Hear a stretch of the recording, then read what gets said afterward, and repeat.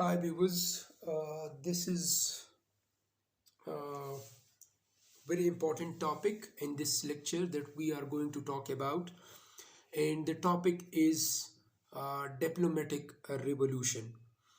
We will talk about the significance of this revolution, why this revolution is known as diplomatic revolution, and how this diplomatic revolution uh, uh, resulted in a kind of a full-fledged war later on, dividing Europe into two camps. As we talked about in the previous lectures, that there were two great powers in Europe at that time, that were France on the one hand and England on the other hand. So, coming to the significance of this topic and how this revolution took place. The rivalry between France and Austria for the last 250 years changed into an alliance in 1756. Uh, just before the inception of the Seven Years' War, this change is sometimes called the diplomatic revolution. Austria and France, they were dead enemies against each other for the last 250 years. But due to certain circumstances, they were compelled to sign treaty with each other and become friends against another great power. We are going to talk about that great power as well. So the alliance of Austria and France, uh, basically known as diplomatic revolution.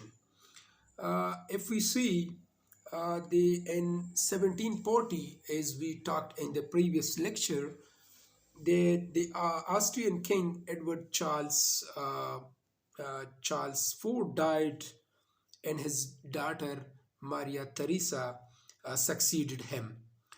Uh, when she succeeded her father, Frederick III, the king of Prussia, finding her a weak ruler, took away the province of Silesia, as we also talk about the province of Silesia, due to which the 7 Years' War took place.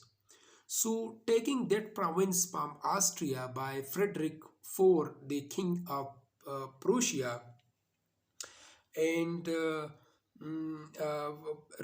this resulted in the succession of the War of Austria, or the Austrian Succession War.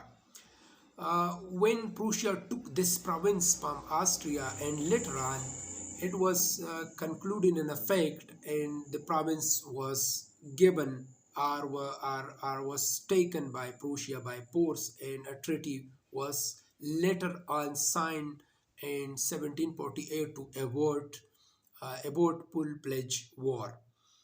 So, when Prussia took this province of Austria, and Austria, the king of Austria, Maria Theresa, keeping in her mind that she cannot fight against Prussia, therefore, it is highly mandatory for Austria to make an alliance with another great power through which she can defeat or take away back the last province of Silesia. For that reason, she or the king of Austria made an alliance with France on the one hand, and England, while uh, having enmity with France as well as with Austria, and Austria, uh, bearing it in mind that England cannot be friend of Austria because Prussia is a factor, and because of that factor, England cannot displease the Prussia or the King Frederick IV.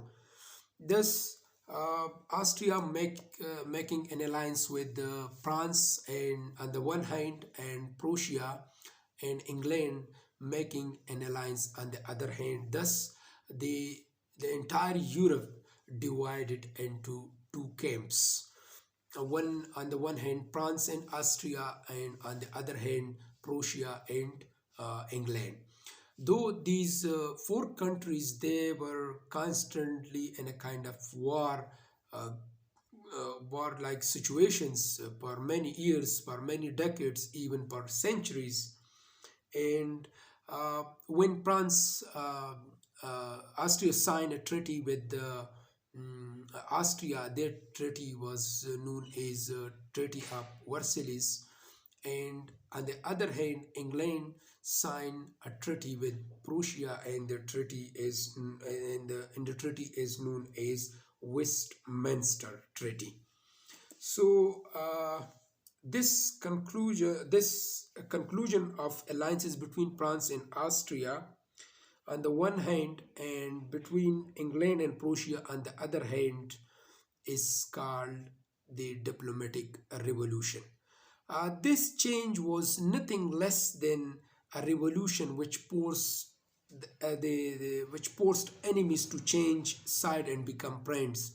So the enemies who were the states who were earlier enemies against each other now become friends of each other. So this complete shift is known as diplomatic revolution in the history of England. So thank you so much for watching the video.